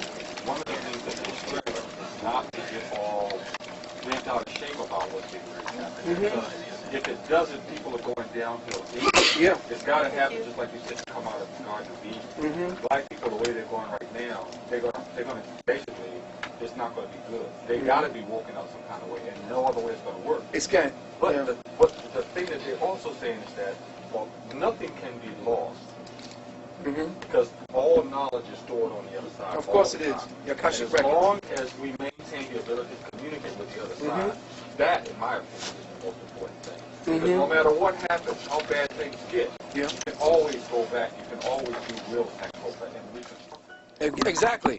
But again, we have to keep the records intact. The reason why they are giving us the food they're giving us is to delete the Sankofa records. Remember, every time you eat, you teach your DNA. And the more you eat foods without seeds, see, if a thing ain't got a seed, it ain't got a nature. It ain't got a lineage. It may be anything. Frankenfood. Yeah. So what you're looking at is the way to destroy and delete the ability to recoup that knowledge. And that's in the food that you're eating. Here's the other thing. Next 3 months, economic chaos predicted. Currency devaluation. Overpricing on real estate. No one outside the country accepting U.S. currency. Now listen to this. You go up to a website called whatdoesitmean.com. Whatdoesitmean.com. This book called Picking Up the Pieces is a book where the author went around to all the different countries where dictators were and talked to the people who survived the dictatorship. And the people told them all the things they did. How to bribe guards is in there, and government officials. How to kill and distance yourself from the feelings. What to do, where to go, how to grow your food, where to go, how to set up enclaves of protection for one another. It's all in that book. And it happened where she went to Poland, Nazi Germany, people who survived there, Russia, parts of Cuba, where else? Over here in the United States. But all the people that had all the records of being under the very same regime you're about to come under. They wrote this book, and she said, hurry up and get it, because she don't know how long they're going to keep it on the line. So when we leave here today, based upon what we have now structured and found out, I'm giving you what I can, to the brother who's sitting. I'm giving you what I can, a wake-up call. How we as ingenious Africans have always found out a way around things is that we first had to know what we were dealing with. Once we knew, then the ancestors who are there to always give us a way through. Always start beaming through. Yesterday the ancestors were there because the drums, I'm trying to write and get ready for today, and the pencil was there. I couldn't put it on the paper. I just had to stop and say, okay, take me. Do it. That's what we need. And like what brother was saying about the ritual, yes, but the ritual has to be proactive. It can't be just you sitting there lighting candles, burning, calling a couple of names. You got to seriously be dancing. You got to feel it. If you're making love, don't just be... Where the kids at? What you're doing is that you are using the sexual force, which is the force of the universe, the creative force, through the female. See, the female is the ground. She is the soil. And when you're making love to her brothers, sometimes you just blank out. And you go someplace else. And she's just a soft, nice feeling body, and you just in your own mind. That shit gotta stop. Sister, the two of you all got to sit down and face one another. You're all in love with one another, and you're really about that, because making love is about you making tomorrow, making real. The mind of the woman is a soil. Her mind is a computer mind. All right? It's a personal mind. Now, let me give you the science and the metaphysics. The female is me. The male is I. Let me say that again. The female is the personal me. The male is the impersonal I. That's why we don't really care what you be saying sometimes.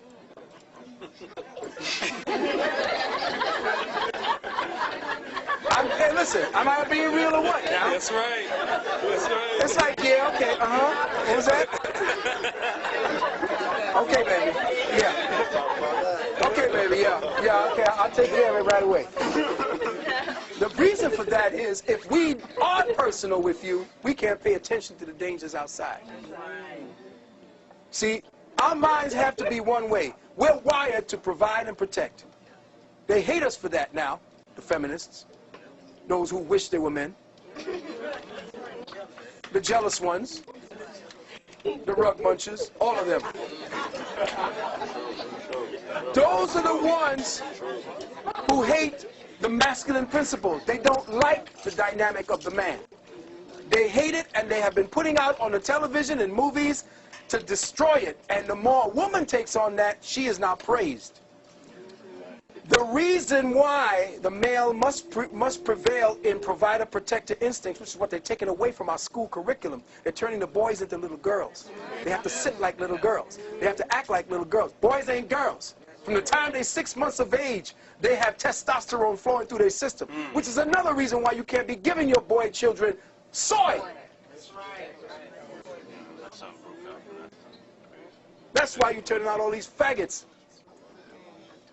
And stop worrying about your boys. You know, let the boy cry first 6 years, and then give him to the father. And you fathers out there, it's time for you to start stepping up, because those are the warriors of tomorrow that's going to take your goddamn fat out the fire. And if you ain't training your son to be a killer and a warrior and a provider and a protector and a father, all of what's necessary for tomorrow, then you ain't no damn good, and they might as well cut your lineage right there.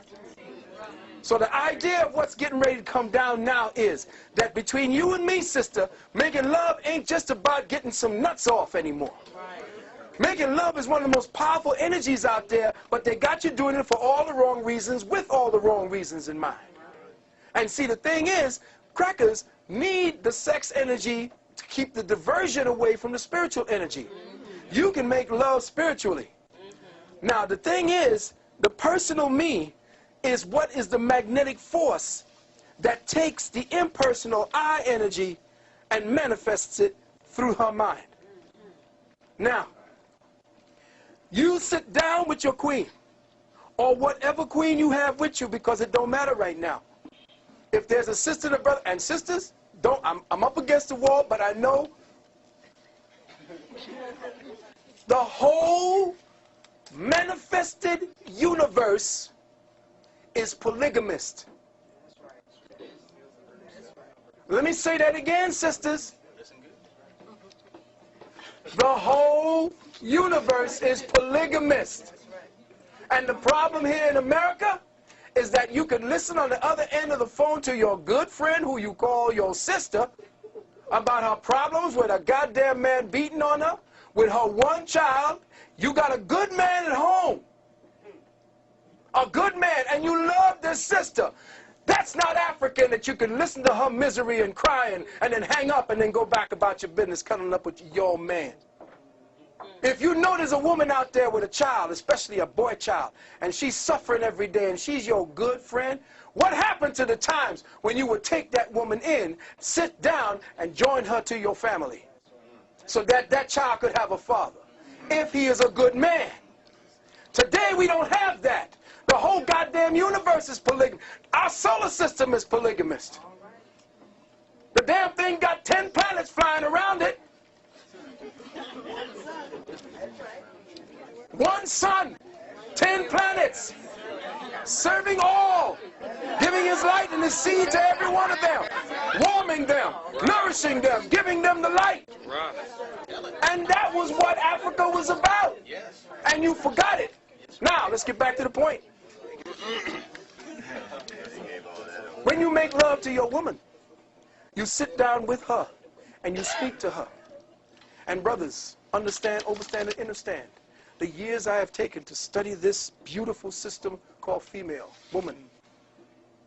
She fiends for words.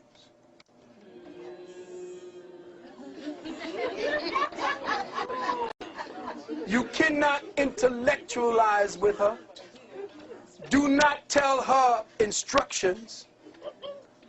Speak to her of the me, the personal, because she's personal. She's all about the body. Her whole body is her. She is nothing but her body, her world, her universe, her system of thinking, her system of feeling. Her whole body dictates to her day in, day out. She is her body. She is the creature of cycles. Her body tells her what to do, what to say, what to think, what to feel. If after 22.5 days, 7 days before that, the body is saying to her, come on, it's about to happen. Mood up. 2 minutes later, mood down, get away from me. What? I don't know, I just don't feel it. Just leave me alone. Because she is controlled through her body. Her body is everything. And she is her feelings. You must speak to her, not to tell her what to do, but to say the right words that would move her feelings. And then she would know what to do. See, you have to use your words to stop cutting, to stop beating and browbeating. But you see, today's sisters are so busy antagonizing with you that you got to get there sometimes. But the word is very important to the sister, which is why when you're going to do this tantric exercise, you have to be able to do it when she's least expecting it. Don't say, okay, baby, get ready to do tantra. Okay, let me see, what words I got here? Your eyes.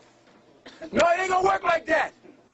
Thumbing pages and trying to get that, that's not going to work. You got to do it when she least expects it. That's why the flowers, or what are these? Oh. You got to switch her mind over because she is one who is into what they call multitasking, which is why she can carry 4 and 5 conversations at the same time. Here you are, brother, talking about something. You think you're manifesting some information. Boom, yes, let's stay along this line. And she's over here on something else. Wait a minute. Wait, I'm over here. I'm talking over here. Don't you remember? She's over here talking about something else. Quite comfortable. Because women do not talk to get to a point. They talk because they like to talk. And if you come in with a point, you're messing it up. That's why they say you don't understand me, you're selfish. If you try to tell me, you do this, do this, do this. It's simple. No, it's not. You don't understand. Okay, I don't understand it. But understand when you're talking to her, you're speaking to a incredibly complex wiring manufactured for feelings. And so with your words, without least expecting it, your words must now come from a place in the heart. You can't, you got to come up with feelings at this point.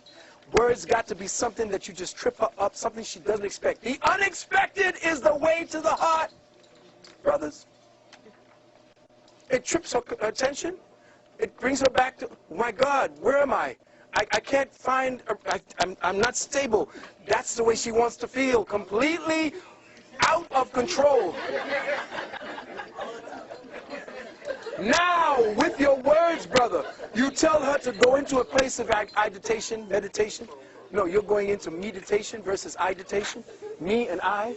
And you speak to her and you talk to her of words. Now you tell her, these are the programs I want you to place in your mind while we are making love. Here's what you will hold. You will hold a vision and a picture of a place, a time, a circumstance, a word, something. And in that word will you now invest all of the materials like you would invest in a child that is coming into being. And in that thought, which is now a child of the mind, remember, a thought is a child of the mind. You now enter her, but she must be in control. Because for her to keep it, she must be in control. Therefore, she must be on top. So you sit down and let her sit over you. As you sit over her, or she sits over you, the Kundalini energy right above the anus, right there. You start playing with that area.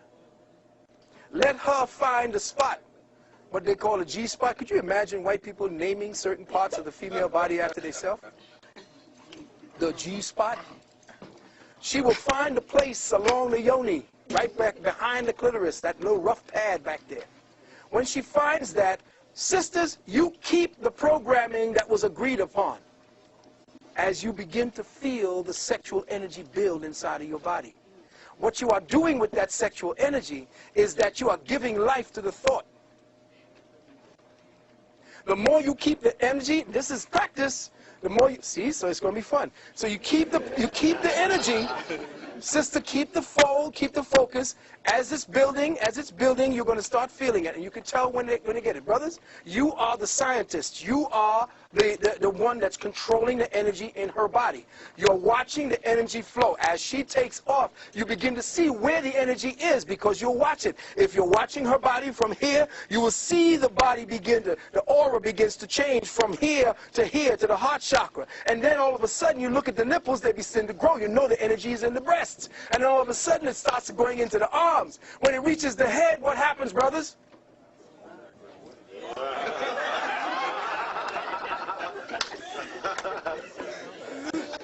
Some of them are so embarrassing. Right?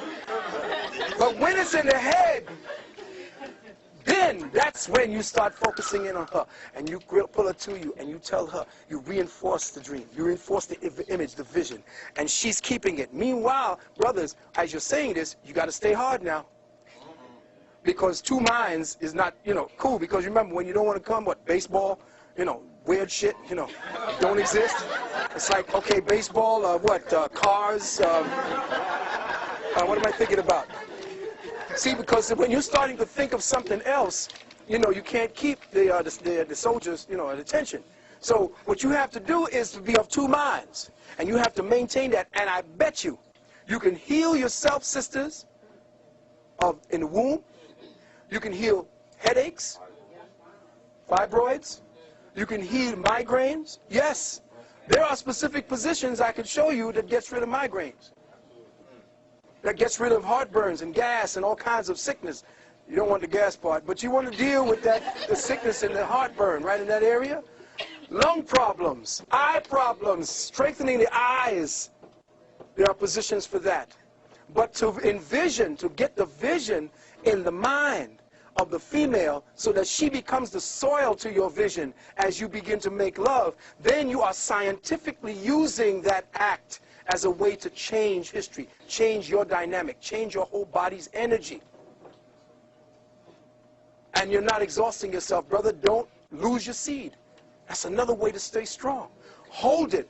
In fact, as she is excited, she is flowing. Remember, sheets of mouth through the charitza, through that tantra, the hole at the top of the stalk, the jade stalk. You can breathe. There's certain disruptive breathing that will turn the outflowing energy into an in-pulling energy. And you could start sucking up her energy and her essences. And when you pull out, she's laid out. Sure. And every one of your muscles are pumping up. And you feel better than if you're exhausted. You come out of it not like, goddamn. You come out of it feeling refreshed. Your head is clear. All of your seeds are going back up. What? The River Jordan. See, you didn't know where the River Jordan was. It's right here in your spine. To the Sea of Galilee. Where John, or Ion, or the Ionic field, baptized Jesus, the Redeemer. See, you don't know that everything in the Bible is actually a takeoff of what you do every day when you draw breath. Every day when you draw breath. So what am I saying, brothers and sisters? I can go on forever. Yes, we got to do something. We're going to shut it down. We got to close it down. What I'm saying, we got 15 minutes. Yeah, we got 15 minutes, and then we're going to rearrange the room. Right. And provide a new energy for Sister Q. Okay, I'm sorry. That's right, I'm sorry. Okay, 15 minutes. We're closing it out now. We'll be doing consultations. I have 100 of my tape lists here. You could pass them around. I didn't bring any tapes. I have over 120 of them, so I couldn't carry them around. What I do have is a tape list of about 46 of the titles. And these 46 titles, you can look around and see which ones that you want out of them. And just give me a call. They go from anywhere between 3 and 11 hours of talking. So, yeah, right. Okay, so what I'm going to do is, I didn't want to come off of the situation. If there's any question that you have, any question you have dealing with the circumstance we were talking about today in African spirituality, or the circumstance you're talking about dealing with Light Code Lockdown, let's do it very quickly now, very short. All right, someone dropped some information on me. Said when you look at the encyclopedia of the President of the United States, they always say the President of the United States and never say United States of America. Exactly. Well, the President of the United States is a CEO. He's just working for the international bankers. He's the meat puppet. They have their hands up George Bush's ass and somebody's moving it. He's like a Muppet. He doesn't have any say-so. He just does what he's told, essentially. Yes, sister was back there than you. Yes? Could you speak on the relevance of understanding the cycles of time in a great year, and if the year 2012, what relevance that has? Beautiful. Just did a tape on that. I'll be doing that, the second part of it, I just did it with London. The great year is coming full circle at this time. the actual date for the time when we get ready to enter into the void, and I didn't get a chance to talk to you about the void. The great void that the Olmec Mayan masters were talking about is October the 28th, 2011. That's when we begin to enter the void. 2012, we will probably be in it pretty much for the 3 days of darkness. The significance of that is that the Earth is going through a magnetic shift. In fact, we just got substantiated last week that NASA said that the Earth has slowed down substantially, which means that when the magnetic energy drops, the electrical energy rises, which means consciousness will quicken everyone. And where you are, the level of consciousness that you're on, that's where you're going to be operating from. So if you got the mindset of an onion, that's exactly where you're going to be thinking. That's why it behooves you to start dealing with some of the, oh, by the way, oxygen levels on the planet will drop substantially over the next 7 years because of what's getting ready to happen. The slowing of the Earth, the pollution, the passing by of Herculebus. Herculebus is a planet that appears every time we get ready to come out of the cycle of the last root race. We are dying of this is the 5th root race, it's dying. The next root race is coming in, and this planet called Herculebus is always here at the beginning when we're entering into Aquarius. That means there's going to be upheavals, you're going to see volcanoes, tsunamis, excuse me? Yes, the progression of the equinoxes. We're talking about going into the Aquarian age, which is the time when we're going to be 2,165 years in Aquarius. But every time we enter the first stages of Aquarius, there's great upheaval, madness, the falling down of all of the last cycles of the races that came before them. So now we have to be prepared. If you wish to get into the nutrients that I've discovered and I've researched that you're going to need to be able to deal with the heavy level of oxidate, what do you call that stuff that they deal with, antioxidants against that? Free radicals. Free radicals. The free radicals are going to be rising on this, especially in cities. So if you want, I will give you a website you could go up to. It's called Young Living. youngliving.com. All right? If you want to peruse, if you want to order, take this number down, 816-764. That's the one I was using for me. If you want to order, put down, what's the name of that? See, I don't know too much about it because I'm not into pushing products. But you put down 816-764. That's my number. Go through it, look at it, and look for this product called Ninja, N-I-N-G-X-I-A. It's out of China. It's a berry that has the highest antioxidant on the planet. Ninja berries. It is off the chain. The government wants it, but China got it now and saying they're going to use it. It's out of China. Now, you use that number and you put down, when you order, put down auto ship, A-U-T-O-S-H-I-P. Now, you can go and get the Ninja berry, but then scan the website and look at the oils. Those oils are vital. They are highly oxygenated, clove oils, all of these, and it's pure. It's not the oils that you get that they say 100% essential oil. The essential oil you're buying today is crap. It's garbage. They tell you do not consume. This oil you can put in your mouth. You can take it directly in and highly oxygenate certain areas of your body. You need to get this done. Listen, I can only give you this. The specific materials that I can give you is last minute. I don't see you every day. I'm traveling around the world trying to get as many people in the communities aware of what's out there. The unfortunate thing about it is that the cracker got all of your materials, and he's using it to save some of his own. So I'm saying use what you can, and I'm giving you that website. He even tells you that the oils he got from Kemet, from studying the Kemetic philosophies. All right, so very quickly, we only got about 5 minutes. Okay, melanin coming into the galaxy. Oh, that's right. I'm sorry, sister. She had her hand up first. You go ahead. Oh, the straw man. Okay. I want you to take this website, this email down. For those of you who wish to deal with the straw man and how to get out of the system, there is a sister, her name is Sister Myra L. She will be holding a 13-week course up in New York. She just had her class. But you write to her email is Ashira, A-S-H-E-R-A, Ashira at earthlink.net. Ashira at earthlink.net. And you say, I was listening to Brother Valentine. He said that you may have some tapes or CDs on spiritual sovereignty. All right? Please let me know how I may be able to get in contact with it. Now, this course is expensive because it's going to get your ass out the fire. Whatever you can do, it's a 13-week course. See if you can get together and maybe just send 1 or 2 people to the class.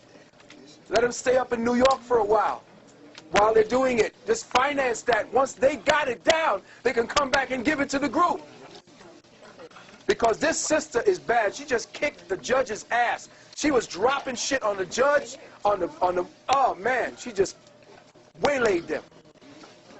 So now, if you want the science to get out of this so that you know how to navigate, and that's what a Moor means. A Moor means a navigator. You want to know how to navigate? Talk to this sister, or at least write her, and do it like yesterday, if you want to know. Brother asked a question about the melanin that's coming into our society, our galaxy. Right now, at the edge of the Milky Way, scientists in Rome found that melanin is now coming in its rawest state into our atmosphere. And they see that the melanin is not just a melanin with a what do you call it? A design structured like a molecule. It's organic. Let me say this again. The melanin coming in from outer space, the dark matter material, is organic. It's DNA. It's the ancestors coming back. And it blew the mind of the Rome scientists, and they're now studying it. They're now studying cosmic melanin. They call it cosmids. And they're coming in right now at this particular time. One more question. If that's it? Yes, the hieroglyphic, or what we call Medunache. Yes. Can we find out more information about the melanin coming in? Uh-huh. Where can we find out? Go up and it's a European site we found it at. And it's called Cosmids, Plasmids, and Fullerenes. Fullerenes. Cosmids, Plasmids, Plasmids, and Fullerenes, Fullerenes. And then do a Google search on those, and it should put you into the website where they're speaking about that. In fact, they found this dark matter coming into our galaxy, and they sent up, check this out, they sent up satellites to investigate it, and guess what the satellite's name is? The Rosetta.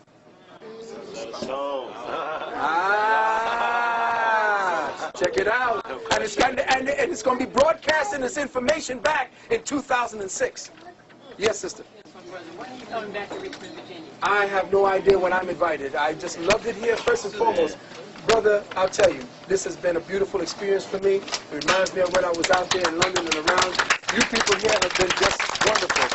And I thank you for your attention.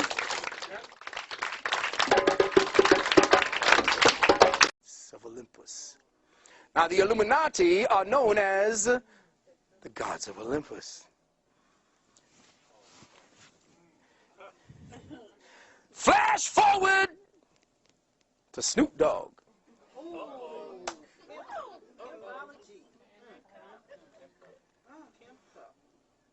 And what do you see them carrying around? The chalice and the pimp cup. Faggots all. For the man. If they ain't taking it in the booty, they're taking it in the ear.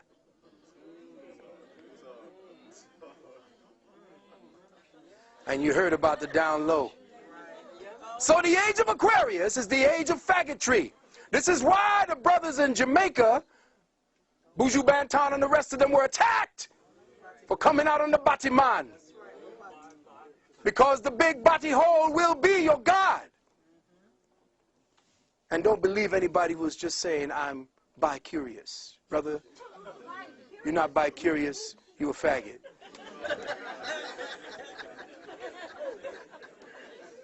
You a faggot. You are religiously hypnotized, and even Jesus looked like a faggot. You got to understand and understand that because of hypnotic suggestion, constantly, over and over. See, this brother has some sneakers on that's really deep. May I? Take them off for me. Let me see. Take a look at that. Zoom in on the tongue. No. No. The backward star is the star of Lucifer. It's the goat. It's the goat of Mendes.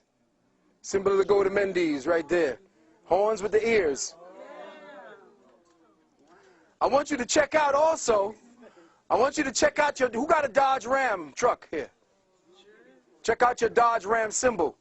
They tell you it's actually a ram, but they were slick because the shadow in the ram's part is a goat. It's deep. They keep bombarding you, telling you who's real and who's not. The ones controlling you and got all the power worshiping Lucifer. You dead, broke, poor, ain't got shit in your pocket, and you worshiping who? Jesus. Something's wrong. We worshiping the wrong person. And we paying for it. If you're going to worship somebody that's going to get you something that you want. But worshiping Jesus is a waste of time. Jesus brought you over here.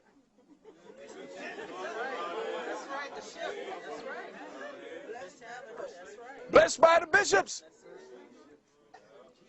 So if you're going to do anything, do it the other way and then give some of that money back to those worshiping Jesus. Go get it from Lucifer. Bring it back to your people. Now, I'm not saying, you say, oh, God, hell no. See, now everybody going to start sacrificing goats and chickens and shit. I'm not talking about that. I'm talking about the fact that what we have here, if I may, what we have is a problem dealing with deprogramming.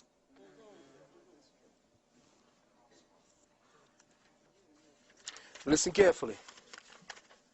You have been codified. Do you know that the government right now is attempting to barcode every animal on the planet?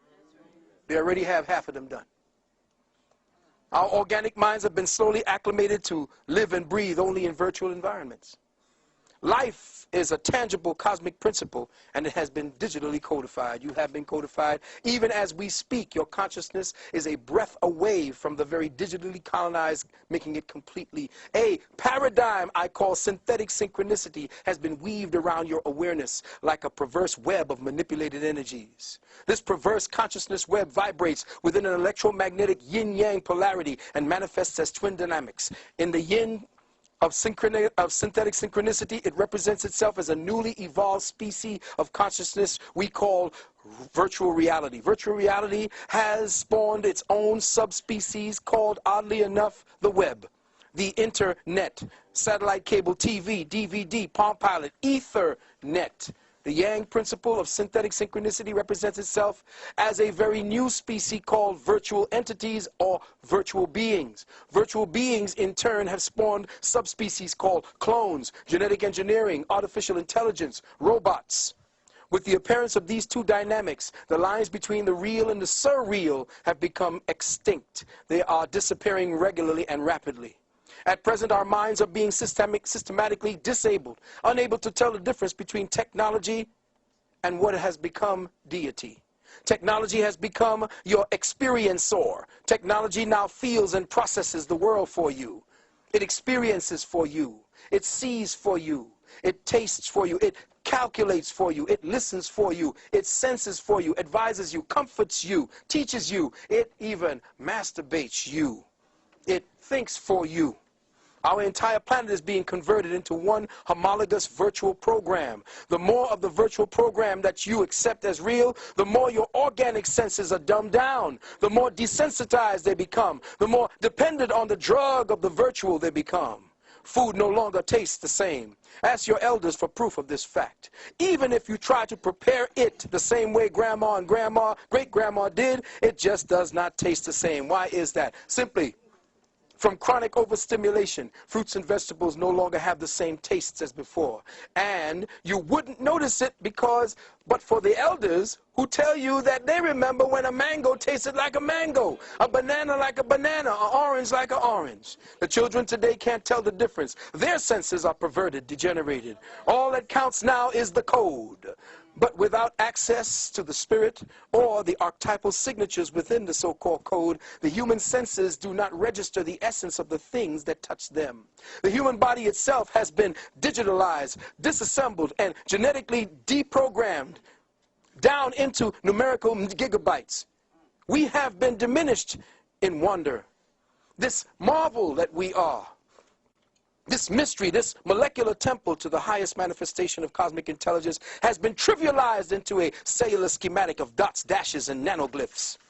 We have become the symbol of what was once real. The body has become an icon of its own self. The human mind and its senses in the brain are slowly losing its ability to experience, process, or recognize the organic world.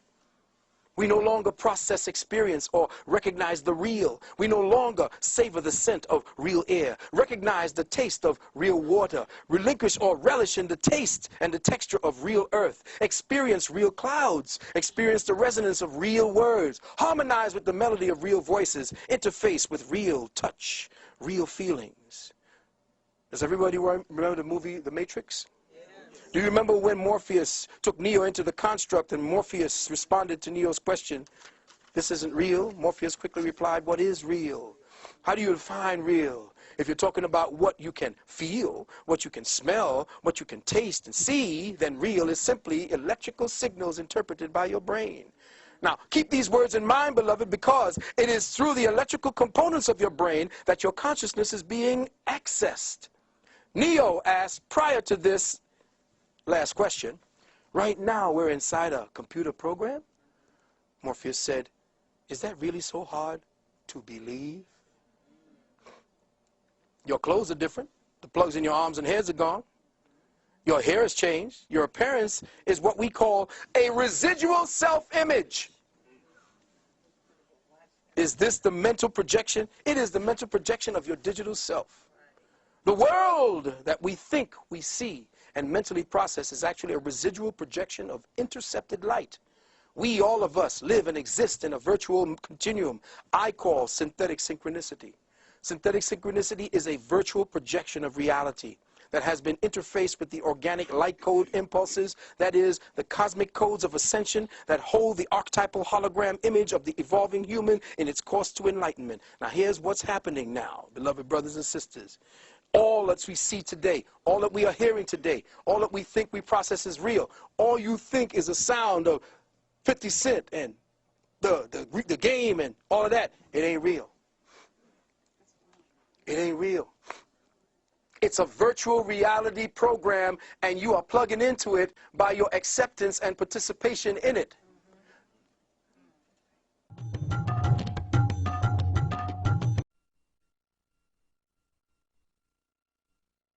Now is not real food. See, what's happening is they have to take out what is real in the genetics of the food, because what is real is what interfaces you with the earth. The earth has your final programming. Once you interface with the food on the earth, food and eating is a form of communication.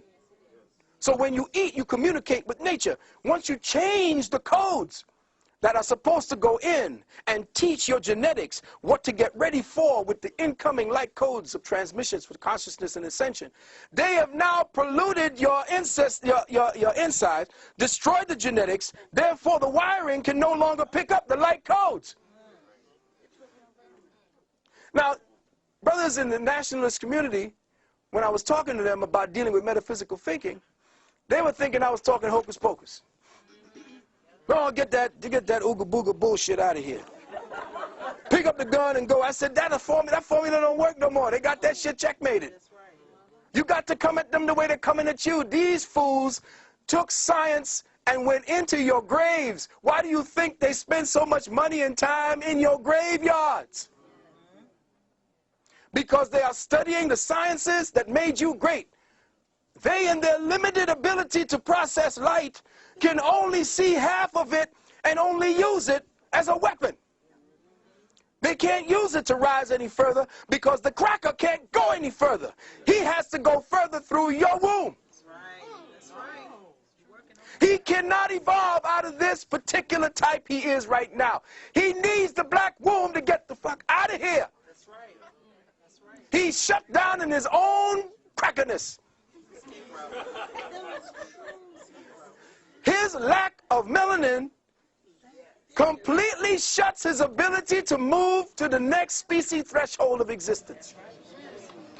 The next species threshold of existence is locked within the melanin code. Yes. So he has to pervert it. He has to destroy it. He has to attack it. And he has to use it. Why do you think Rwanda scooped up all the hundreds of thousands of bodies?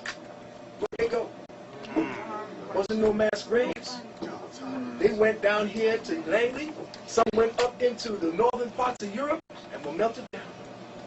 And I have asked, where are all the bodies through all the centuries? What happens? They are using it as a food source. Food source. See, now you can't look at these things and say, well, goddamn, that's just those. So you just taking it all the way out now, Brother Valentine. There's something wrong with you now when you're talking about them eating black people. Yes. You got to remember that he cannot see beyond his abilities. His first eye, which you call the third eye, is shut down. Because it's shut down, he can't see the possibilities or the probabilities. He has to work with what he has here now. And he's following you. Every time you make music, he dissects it. He's checking it out. Every time you dance, he's writing the shit on the floor. What the fuck is that? When the brothers and the sisters began locking and popping, you didn't know. A lot of the brothers and sisters didn't know that the ancestors were saying it's time to get back and study the Medu Neter. Yes. So every time you all would lock and pop, I'd be... Got it. All right. Whoa, that's been... Oh, I didn't see that one. Because the ancestors were communicating through the young boys. And they were hitting these deformed poses that were the hieroglyphs coming through. Those were the spectroglyphs going through the untainted mind. And we were not, the spoken word came later. But I'm talking about the dance. The dance is the most organic form of spiritual expression there is. The word is calculated. The dance is not. So when you're looking at the dance, you are seeing which spirit is coming through, what it is. And when they started popping and locking, I said, the ancestors are back. Get ready. They're here. Start getting your notepads out. Start getting your translations. Start opening up your mind. Drop your religion. And reach for the sky. What happened again? When you begin to understand who you are, you lose all necessities, or what they tell you are necessities. You see, I told a young brother just the other day, yesterday, and a young sister, I said, no real food creates a craving. Let me say that again. No real food creates a craving. You don't Jones for apples. But you Jones for a chicken wing and some ribs. Soon as you smell it, that's your addiction. And the problem with you getting out of here is because you were in somatic lockdown. I did a tape.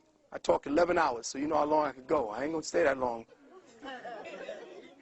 I had people sleeping on the floor, still talking to them. You are in somatic lockdown. Somatic lockdown means your somatic, your body lockdown. Your physical body today, based upon Willie Lynchism, is your cellular structure is constituted of addicted cells.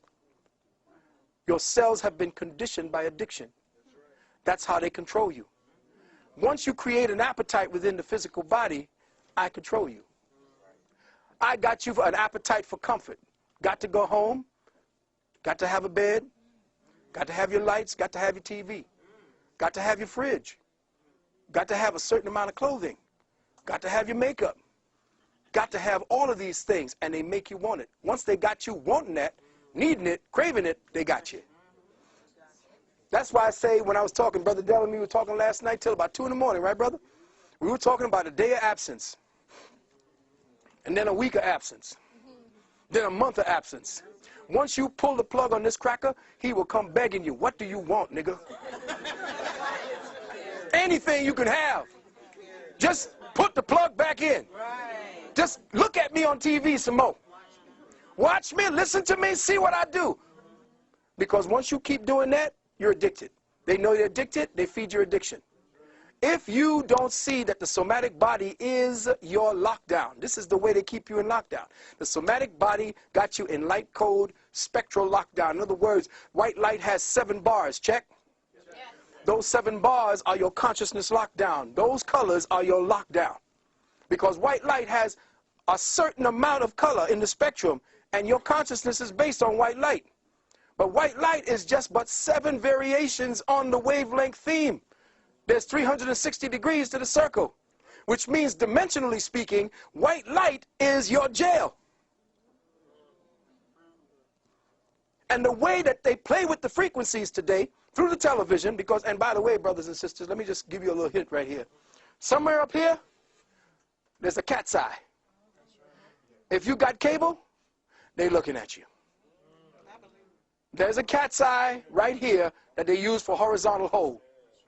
There's a box in there where the cat's eye is contained that not even the repairman can get into. If you think pulling a plug out the wall is going to do it, forget it. If you got cable, they're looking at you. They said that this thing is so damn powerful, it could pick up the hair on your asshole while you humping on the couch.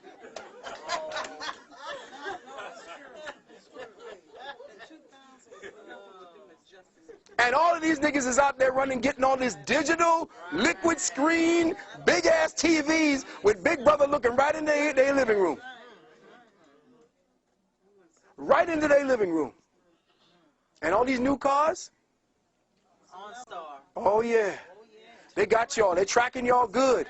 And get ready for your what do you call it, card? Your national ID card is coming. And I'm going to drop this for y'all. This is a little gift I'm going to drop for y'all. Get ready for the October surprise.